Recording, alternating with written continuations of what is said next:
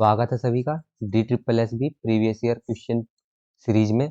और इस वीडियो में हम करने वाले हैं solve arithmetical and numerical ability के क्वेश्चंस को।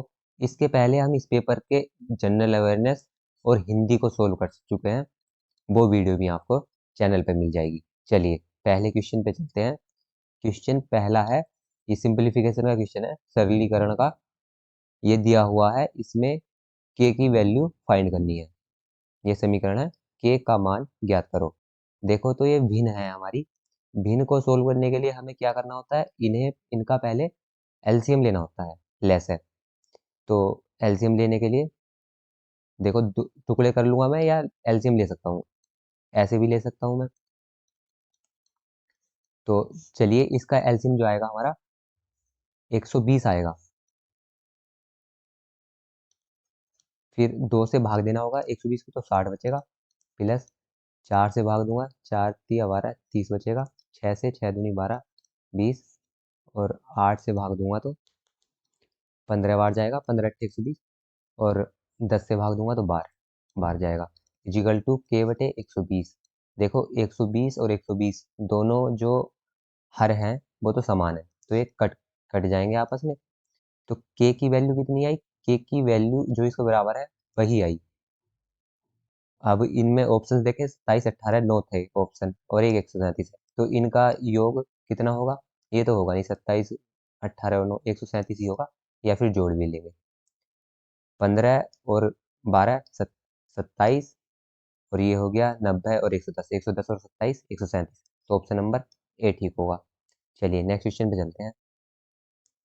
क्वेश्चन है, के का वह सबसे छोटा पूर्णांक है। के वह सबसे छोटा पूर्णांक है जिसके लिए 81 की पावर के इज ग्रेटर देन 3 की पावर 84। तो के की वैल्यू पता करनी है हमें। तो चलिए स्टार्ट करते हैं इसे करना। देखो ऐसे में जब हमें पावर की वैल्यू बतानी होती है तो हमें क्या करना होता है, हमें जो इसका बेस है ये एक सा करना होगा। तो या तो मैं 3 को 81 बनाना पड़ेगा मुझे, या फिर मैं 81 को 3 बना लूंगा। तो 81 को अगर मुझे 3 में लिखना हो तो क्या लिखूंगा मैं, 81 कितना होता है, 3 गुणा 3 गुणा 3, 3 तिया 9, तिया 27 तिया 81। तो मैं इसे लिख सकता हूँ 3 की पावर 4। और ये कितने की पावर, इसकी पावर भी के है। और जो ये मार्क है, ये मार्क ऐसे ही लगा रहेगा, 3 की पावर 84। अब देखो ये 3 की पावर 4 की पावर के है, तो ये पावर की पावर होती है तो गुणा। तो 3 की पावर 4 के more than is greater than 3 की पावर 84। देखो बेस तो सेम है, तो ऐसे में क्या कर सकते हैं हम, इनकी जब कंपैरिजन करेंगे, तुलना करेंगे, तो ये सेम है, तो ऐसे ही 4 के ग्रेटर देन 84। तो 4 के किससे बड़ा होगा, 84 से बड़ा होगा। वैल्यू पता करनी है हमें के की, तो 4 को इधर लेके जाऊंगा, 4 को इधर लेके जाऊंगा, देखो इधर है गुणा में, और इधर जाके आएगा भाग में। इनके बीच में कोई मार्क नहीं, तो गुणा का रहता है ना। तो 4 दूनी 8, 4 ही करना 4, 21 बार कटेगा 4 से। और के की जगह के, और मोर देन की जगह ग्रेटर देन की जगह ग्रेटर देन। तो के की वैल्यू जो है क्या है, 21 से बड़ा है। ऑप्शंस देखते हैं, ऑप्शंस थे 20 और 21। 20 और 21, तो 21 से के की वैल्यू क्या 21 से ज्यादा होगी ना, तो ये दोनों ऑप्शन तो होंगे नहीं। ऑप्शन बचे 22 और 23। बताना क्या था, के की वह सबसे छोटी हमें जो के की छोटी वैल्यू बतानी है, पर वो 21 से तो बड़ी हो और छोटी हो।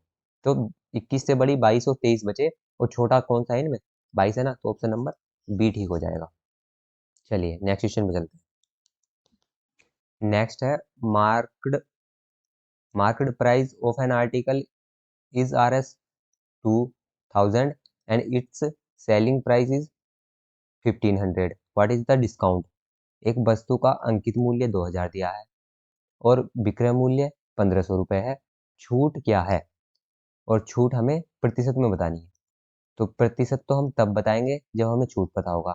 देखो अंकित मूल्य 2000 था और 1500 रुपये में बेच दी, तो कितने रुपए की छूट हो गई, घटा देंगे ना, 2000 में से 1500 गए तो 500 रुपये, छूट हो गई 500 रुपये की। और प्रतिशत बताना है मुझे, तो प्रतिशत बताने के लिए छूट हमेशा किस पे लगती है, अंकित मूल्य पे।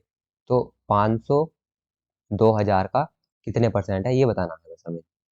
और परसेंट बताने के लिए 100 से गुणा करूंगा, 3 जीरो से 1 2 3 जीरो गए, और 2 से 50 को काटूंगा तो 25, तो आ गया हमारा 25%। ऑप्शन नंबर 2 ठीक होगा। चलिए नेक्स्ट क्वेश्चन पे चलते हैं। नेक्स्ट क्वेश्चन है, 12 संख्याओं का औसत 50 है। यदि प्रथम 5 संख्याओं में से 7 घटा दिया जाए, यदि प्रथम 5 संख्याओं में से 7 घटा दिया जाए तथा अगली 7 संख्याओं में 5 जोड़ दिया जाए, तो नया औसत बताना है। कितना क्या दिया हुआ था? 12 संख्याएं हैं और इनका औसत जो है 50 है। क्या करना था? प्रथम 5 और अगली 7, पहली 5 और अगली 7 का बताया उसने। क्या कह रहा है? यदि प्रथम 5 संख्याओं में से 7 घटा दिया जाए। एक बार इंग्लिश में पढ़ लेते हैं इस क्वेश्चन को। Average of 12 numbers is 50 if 7 is subtracted from the first 5 numbers and 5 is added in the next 7 numbers। हाँ, तो सभी में नहीं घटाना, सिर्फ 5 में से हमने जो टोटल थी उसमें से 7 को घटा दिया, ठीक है, और अगली 7 में से 5 को घटा दिया, 5 को जोड़ दिया। तो डिफरेंस आया कितना? 5 इसमें जोड़ दिया गया, 7 इसमें घटा दिया गया। तो असल में हुआ क्या? 2 घटा दिया गया, 2 घटा दिया गया। इसमें इसने ये बोला है कि प्रथम 5 संख्याओं में से 7 घटा दिया जाए। इसने पूरा नहीं लिखा, इसने यहाँ लिखना था प्रत्येक। प्रथम 5 प्रथम प्रत्येक 5 संख्याओं में से 7 घटा दिया जाए। पहली जो 5 में से, मतलब पहली फर्स्ट ABCDE है, तो ए में से भी 5 घटा दिया, कितना, सॉरी 7 घटा दिया, और बी से भी 7 घटा दिया। ऐसे ही पांचों से 7 घटा दिया, तो कितना घट जाएगा? 5 सत्ते 35, 35 घटा दिया गया। और अगली 7 संख्याओं में प्रत्येक में, इसने प्रत्येक छोड़ा हुआ है आंसर, क्योंकि इसने टिक 50 किया हुआ है, तो इसके हिसाब से दिया है। तो प्रत्येक वर्ड और जोड़ना था इसे। 7 जोड़ दिया गया, कितनी, सॉरी 7 संख्याओं में अब 5 जोड़ दिया गया, अगली 7 संख्याओं में 5 जोड़ दिया गया। तो कितना जोड़ दिया गया? 7 पंजे 35, टोटल 35 जोड़ दिया गया। देखो 35 तो घटाया गया पहले, और 35 ही जोड़ दिया गया, तो जो उसके एवरेज पे है कुछ अंतर नहीं आएगा ना, जितना पहले एवरेज था उतना ही रहेगा, क्योंकि जितना घटाया है उतना ही जोड़ा है। तो पहले एवरेज 50 था, अब भी एवरेज 50 रहेगा। क्वेश्चन है, क्वेश्चन था हमारा, 12 संख्याओं का औसत 50 है। यदि प्रथम प्रत्येक 5 संख्याओं में से 7 घटा दिया जाए, 5 में 7 घटा दिया तो कितना घटा दिया? 35 घटा दिया। ऐसे ही अगली 7 में 5 जोड़ दिया, तो कितना जोड़ दिया जाएगा? 35 जोड़ दिया। जब जितना हमने घटा दिया और उतना ही जोड़ दिया तो कोई अंतर नहीं आएगा ना, तो वही एवरेज रहेगा। ऑप्शन नंबर 2 ठीक होगा। चलिए नेक्स्ट क्वेश्चन में चलते हैं। एक परिवार की 5 पुत्रियों की औसत आयु 15 वर्ष है। पुत्रियों तथा उनके माता पिता की औसत आयु 25 वर्ष है। 5 पुत्री थी ना, उनकी औसत आयु 15 साल थी, और पुत्री कितनी? 5 पुत्रियों तथा उनके माता पिता की औसत आयु 25 वर्ष है। यदि माता पिता से 3 वर्ष बड़ी है, माता जो है वो बड़ी है पिता से 3 वर्ष, तो बताना है हमें, तो पिता की आयु क्या है? तो सबसे पहले स्टार्ट करते हैं, चलो शुरू से। पुत्रियों की औसत आयु कितनी है? 15 है। और मुझे अगर टोटल पता करना हो, टोटल कैसे निकालता हूँ? टोटल निकालने के लिए मैं इन दोनों की गुणा कर दूंगा, तो 15 पंजे 75। पुत्रियों की आयु का योग हो गया 75, और पुत्रियों और माता पिता, 5 पुत्री, एक माता और एक पिता, कितने हो गए? 7। इन 7 की औसत आयु कितनी है? 25, और इनका टोटल निकालना हो मुझे, तो कितना हो जाएगा? 25 से 7 से गुणा कर दूंगा, 7 पंजे 35, 3 7 दूनी 14, और 3 14 3 17, तो 175। 175 किन की हुई है? माता की भी और पिता की भी और पुत्रियों की भी। और सिर्फ पुत्रियों पुत्रियों की आयु थी 75 साल, और सबकी मिलके इनकी 7 हो गए थे ना, ये 5 पुत्री और माता पिता, तो 175 हुई। तो मुझे अगर माता और पिता की बतानी हो सिर्फ, तो मैं क्या करूँगा? पुत्रियों की आयु घटा दूंगा, तो कितने बचे? 100 साल के। तो माता और पिता की आयु का योग कितना हो गया? 100 साल हो गया। अब आगे पढ़ते हैं क्वेश्चन। क्वेश्चन दिया हुआ था यदि माता पिता से 3 वर्ष बड़ी है, पिता की आयु बतानी है, तो पिता की आयु अगर मैं x मान लूँ, तो माता की आयु कितनी हो जाएगी? क्योंकि मम्मी 3 वर्ष बड़ी है, तो x + 3 हो जाएगा। और इन दोनों की आयु का योग हमें पता है, कितना है? 100 वर्ष है ना, माता और पिता की आयु। तो दोनों को जोड़ दूंगा मैं, तो x + x 2x + 3 is equal to कितना हो गया? 100। 3 इधर जाके घट जाएगा, तो कितना बचा? 97। 2x is equal to 97। बताना क्या है? x की वैल्यू, तो x इजिकल टू कितना हो जाएगा? 97/2। 2 से भाग देंगे हम, तो क्या आएगा? ऑप्शन नंबर हमारा 48.5 आ जाएगा। ऑप्शन नंबर 3 ठीक होगा। अगर समझ नहीं आया होगा तो एक बार वीडियो वापस करके देख लेना, और अगर स्लो लग रहा हो पढ़ाना तो फास्ट कर लेना। चलिए नेक्स्ट क्वेश्चन देखते हैं। एक परीक्षा में उपस्थित छात्रों की कुल संख्या में से 80% छात्र उत्तीर्ण हुए। जितने उपस्थित हुए, जिन्होंने एग्जाम दिया, उनमें से 80% जो है पास हुए, तथा 320 छात्र अनुत्तीर्ण हुए। 320 हो गए फेल। परीक्षा में उपस्थित होने वाले छात्रों की कुल संख्या क्या है? उपस्थित जितने हुए, जितनों ने एग्जाम दिया, उतने बताने हैं। तो हमें बताया है उपस्थित छात्रों में कुल पास हुए, जितने उपस्थित हुए, हम x मान लेता हूं मैं, उपस्थित x हुए, तो उसमें से 80% तो पास हो गए, 80% छात्र उत्तीर्ण हुए। तो फेल कितने हुए? 20% फेल हुए, क्योंकि टोटल जो नंबर होते हैं वो 100% होते हैं। और 320 छात्र अनुत्तीर्ण हुए, तो फेल हुए छात्रों की संख्या कितनी बताई है इसने? 320। परसेंट में तो फेल हुए 20% है, और उनकी संख्या 320 है, तो 20% इजिकल टू 320। मुझे 1% निकालना हो तो कितना हो जाएगा? 320/20, तो कितना है? 16। तो 1% इजिकल टू 16 है। बताना था टोटल कितनों ने एग्जाम दिया। तो कितने एग्जाम दिया? 100% ने एग्जाम दिया ना, तो 1% इजिकल टू 16, तो 100% is equal to 1600। Option number B ठीक हो जाएगा।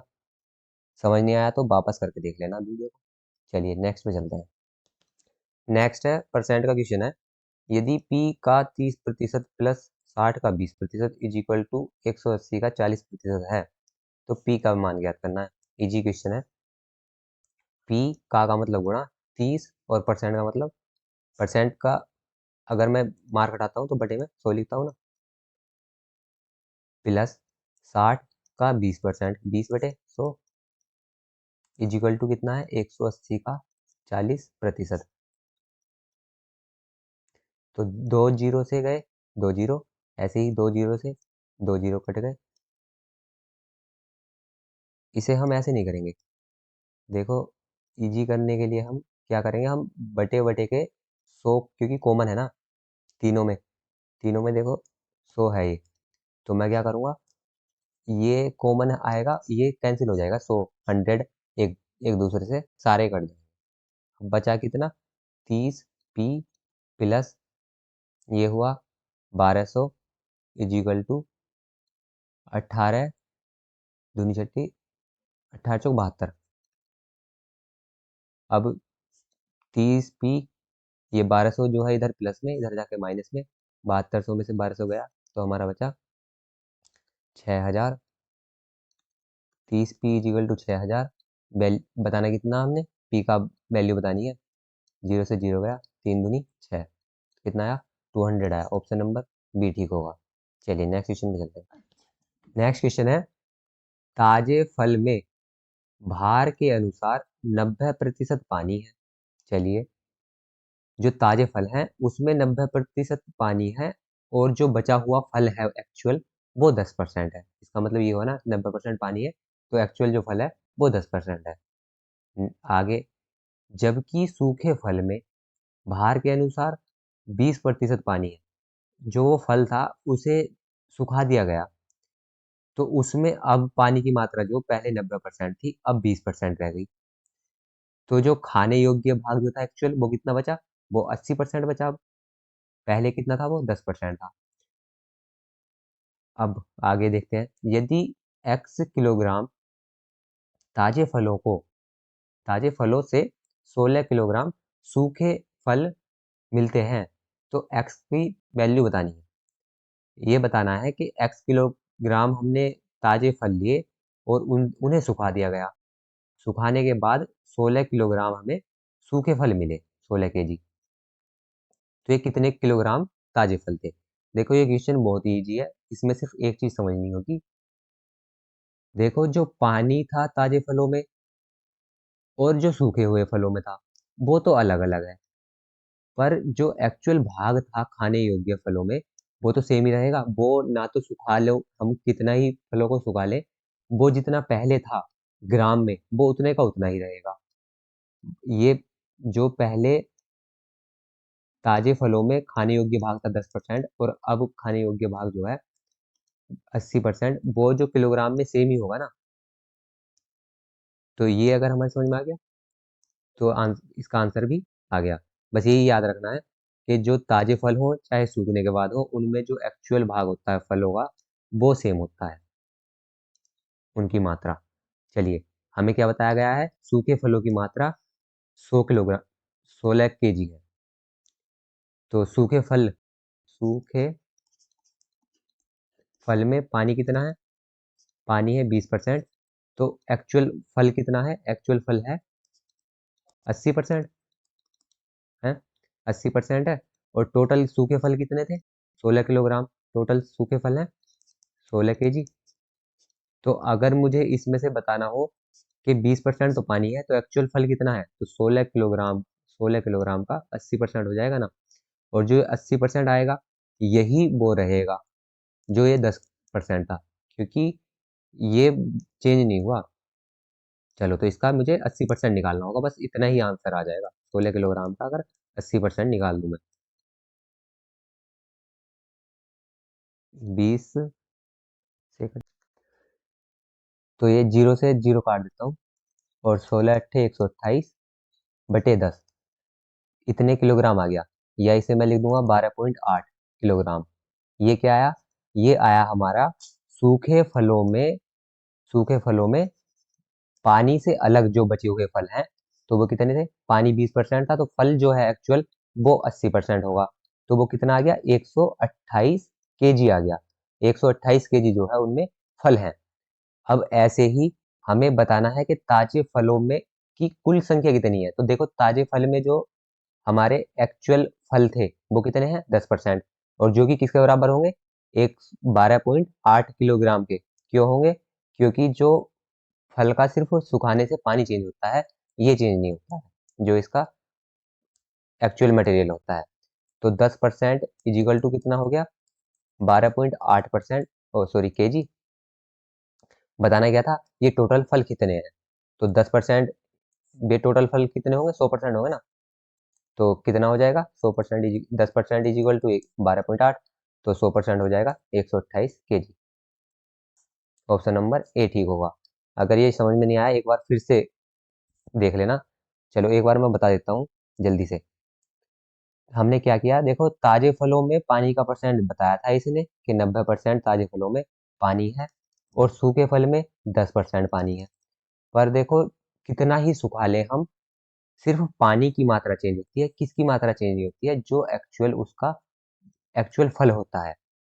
तो ये जो फल था एक्चुअल, पहले 10% था, अब अब ये एक्चुअल बाद में 80% था।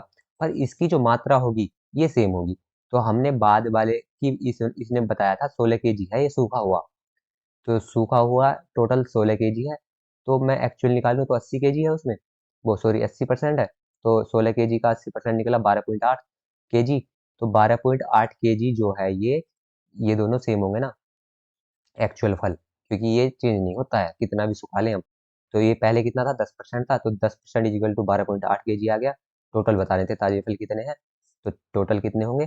100% होगा किसी की वैल्यू। तो ये हमारा 10 से गुणा करने का आ गया, ऑप्शन नंबर ए। चलिए नेक्स्ट क्वेश्चन में चलते हैं। चलिए, नेक्स्ट है, यदि विक्रय मूल्य का 3 गुना क्रय मूल्य के 4 गुना के बराबर है, तो लाभ प्रतिशत बताना है। हमें क्या बताया इसने? विक्रय मूल्य को मैं सेलिंग प्राइस एसपी लिख रहा हूँ, का मतलब गुणा और 3। 3 गुना विक्रय मूल्य का किसके बराबर है? 4 गुना किसके? क्रय मूल्य के। क्रय मूल्य को मैं कॉस्ट प्राइस सीपी लिख रहा हूँ और ये दोनों क्या है? बराबर है, तो दोनों के बीच में बराबर का निशान लगा दिया मैंने। अब देखो ये एसपी और सीपी और ये डिजिट है, तो ये संख्याओं को एक तरफ ले जाता हूँ मैं, सीपी को इधर लेके आया हूँ, तो एसपी बटे सीपी हो गया इजिकल टू 4 तो इधर था और 3 को इधर लेके जाऊंगा तो क्या आएगा? इधर गुणा में था, इधर भाग में। तो ये हमें एसपी बटे सीपी इन दोनों का अनुपात पता चल गया, रेशियो। एसपी इजिकल टू 4 हो गया और सीपी 3 हो गया। बताना क्या है? लाभ प्रतिशत। तो मैं एसपी को 4 और सीपी को 3 लिख सकता हूँ। तो इसका मतलब क्या है? इसका मतलब हो गया कि अगर मैंने कोई चीज़ 3 रुपए में खरीदी थी, इसे रुपया अगर मैं मानूँ 3 रुपए में, तो बेची कितने की? 4 रुपए की। 3 रुपए में खरीद के 4 रुपए में बेच दी, तो कितने का लाभ हो गया? 1 रुपए का लाभ हो गया। और लाभ किस पे लगता है? लाभ हमेशा लगता है क्रय मूल्य पे। तो बटे में क्रय मूल्य गुणा 100। तो 100 ही करना 100 और 3 से भाग दूंगा मैं 100 को, तो कितना आएगा? 33.33। तो ऑप्शन नंबर 3 ठीक हो जाएगा। और ये क्वेश्चन बहुत बार एग्जाम में पूछा भी जाता है, वैसे भी एग्जाम का ही है। चलिए, मोस्ट इंपोर्टेंट क्वेश्चन है ये। इसके बाद आप चैनल पे जाके देख लेना। अभी तो क्लास नहीं आई अभी तक तो, पर परसेंटेज की क्लास मैं डालने वाला हूँ। उसमें परसेंटेज से जितने भी क्वेश्चन बनते हैं, जिस तरीके के बन सकते हैं, सभी को कवर कर किया हुआ है। जल्दी ही क्लास अपलोड हो जाएगी। देखो, नेक्स्ट क्वेश्चन है, यदि एक कमीज का विक्रय मूल्य तथा विक्रय मूल्य 1700 और 1500 रुपये है।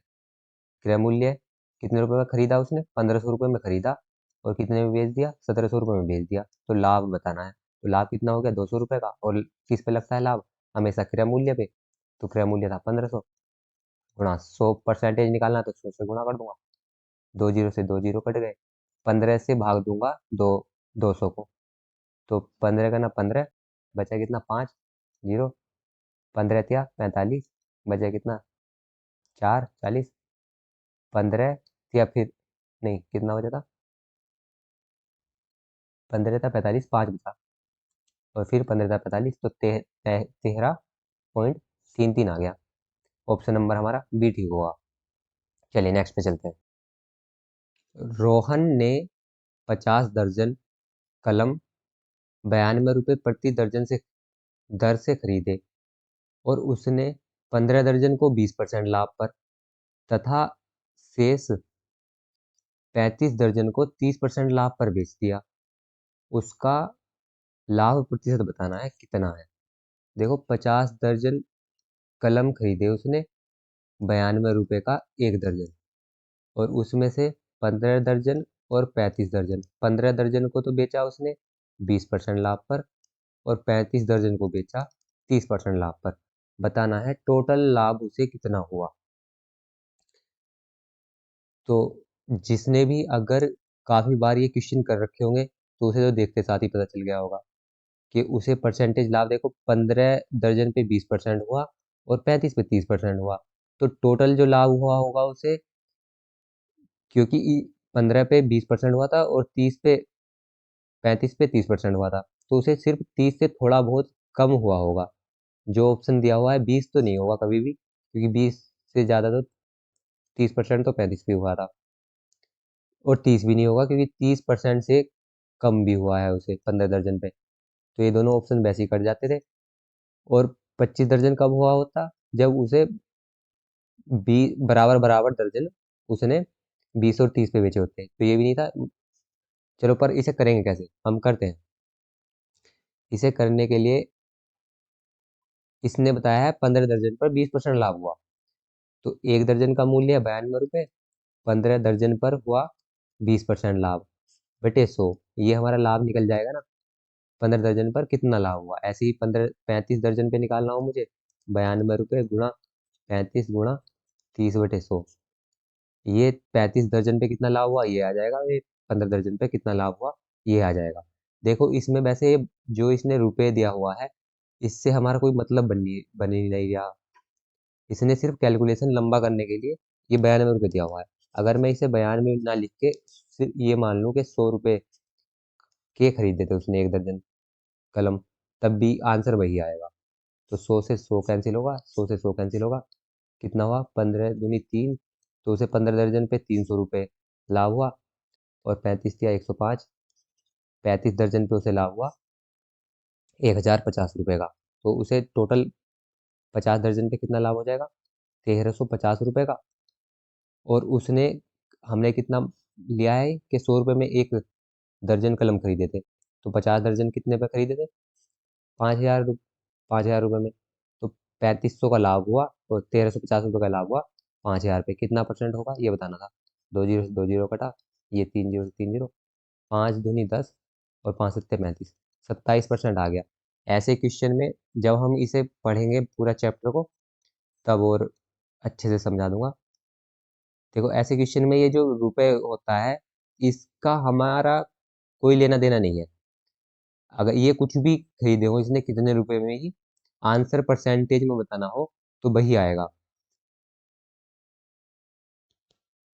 ये मैंने 100 क्यों ले लिया, देखो जब बार बार हम इन क्वेश्चन को करेंगे तब हमें पता चलता है कि कहाँ पे इसकी रुपए की वैल्यू होती है, मतलब इससे कोई अंतर आएगा या नहीं आएगा। तो यहाँ पे कुछ अंतर नहीं आता।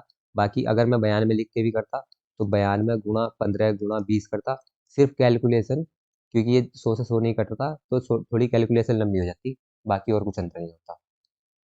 चलिए नेक्स्ट पे चलते हैं। वैसे तो जब हम इसे एक काफ़ी क्वेश्चन कर लेंगे इस तरीके के, तो हमें वैसे ही पता जाता है कि 15 दर्जन 20% लाभ पर बेचे और 35 दर्जन 30% लाभ पर, तो लाभ जो उसका टोटल हुआ होगा 30 के आसपास हुआ होगा, पर वो रहेगा कब, 30 से कम रहेगा और 30 के आसपास ही रहेगा। तो 27 वाला ऑप्शन वैसे ही लगा देते हैं। चलिए नेक्स्ट पे चलते हैं।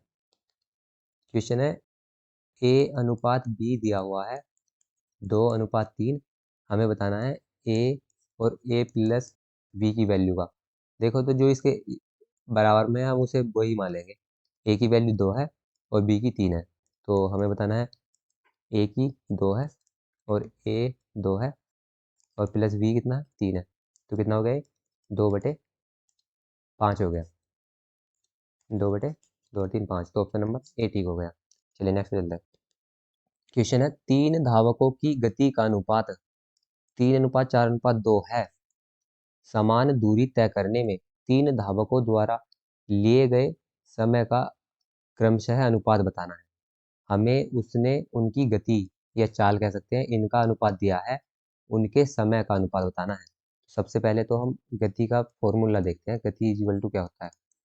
तो गति बराबर होता है, चाल बराबर होता है दूरी बटे समय। अब हम इसमें गति और समय का संबंध देखें तो ये एक दूसरे के, देखो गति और दूरी ये तो मतलब ऊपर ऊपर है, तो ये जो है प्रोपोर्शनल है, डायरेक्टली प्रोपोर्शनल, मतलब कि अनुक्रमानुपाती है गति और दूरी। और अगर हम गति और समय की बात करें तो ये समय जो है बटे में है, तो ये क्या है, व्युत्क्रमानुपाती है। इसे इंग्लिश में इन्वर्सनली प्रोपोर्शनल बोलते हैं, मतलब उल्टे हैं ये एक दूसरे के। तो अगर हमें गति दिया हुआ है, गति का अनुपात, और हमें समय का अनुपात बताना हो, तो व्युत्क्रमानुपाती निकालेंगे हम 3:4:2 का, या इन्वर्सनली प्रोपोर्शनल। तो इनका इन्वर्सनली प्रोपोर्शनल निकालने के लिए क्या करूंगा मैं, 3:4:2 के, क्योंकि समय जो है बटे में है ना, तो ये बटे में लिख दूंगा मैं, और इनके बटे में ऊपर एक एक लिख दूंगा। बस इसकी वैल्यू पता करनी है मुझे। ये भिन्न बन गई ना हमारी, तो भिन्न को सोल्व करने के लिए क्या करना पड़ता है मुझे, इनका लैसे लेना होगा। लैसे आएगा 4 12 आएगा, 3 से 12 को भाग दी 4, 4 से 12 को भाग दी 3, और 2 से 12 को भाग दी 6। तो जो ये ऊपर आया 4:3:6, ये हमारा टाइम का अनुपात आ गया समय का। ऑप्शन नंबर ए ठीक होगा। और हम अगर हमसे ये पूछा गया होता, देखो ये तो आंसर आ गया इसका, अगर पूछा होता कि गति का अनुपात यही दिया होता और बताना होता कि दूरी का अनुपात, तो दूरी तो वैसे इसने समान दी हुई थी, पर दूरी कैसी होती, दूरी डायरेक्टली डायरेक्टली प्रोपोर्शनल होती है, तो दूरी का अनुपात भी 3:4:2 ही आता अगर ये किसी तरीके से क्वेश्चन पूछता है तो। चलो इजी क्वेश्चन था, नेक्स्ट क्वेश्चन चलते हैं। नेक्स्ट क्वेश्चन है 3 समान क्षमता की बोतलों में दूध और पानी के मिश्रण का अनुपात, दूध पहले है फिर पानी है, का अनुपात है 3:5, 1:3, 3 बर्तन है ना ये, 3 5 1 3 और 5 और 7 है। इन 3 बोतलों को एक बड़ी बोतल में खाली कर दिया गया है। तीनों बोतलों को हमने एक बड़ी बोतल में डाल दिया। नए मिश्रण में दूध का अनुपात बताना है। दूध का अनुपात अब कितना हो गया ये बताना है और परसेंट में बताना है। चलिए देखो, पहले जो दूध की मात्रा दी गई है और बाद में जो है पानी भी लिखा हुआ है। तो दूध पहले में बर्तन में कितना था, 3 था, और पानी कितना था, 5 था। ऐसे ही दूसरे बर्तन में दूध 1 था और पानी 3 था, और तीसरे बर्तन में 5 था दूध और 7 था पानी। बताना क्या है, अब दूध का परसेंट कितना हो गया। तो देखो, पहले बर्तन से 3 आया, दूसरे से 1 आया और तीसरे से 5 आया, तो टोटल कितना आ गया, 3 और 1 4 और 5 9। 9 तो अब दूध हो गया, और पानी कितना हो गया होगा, 5 और 3 8 और 7 8 7 15, 15 पानी हो गया। तो जो अब नए बर्तन में जो अनुपात हो गया, 9:15 का हो गया। बताना क्या है, दूध का प्रतिशत बताना है। दूध का प्रतिशत बताना हो तो दूध बटे प्रतिशत बताना है टोटल मिश्रण में से। किसमें, नए मिश्रण में। और नया मिश्रण हो कितना गया, 9:15 का हो गया। तो 9 और 15 कितना हो गया, 24। ये जो 9 है प्रतिशत में बताना हो तो 24 में से बताऊंगा ना टोटल में से, गुणा 100।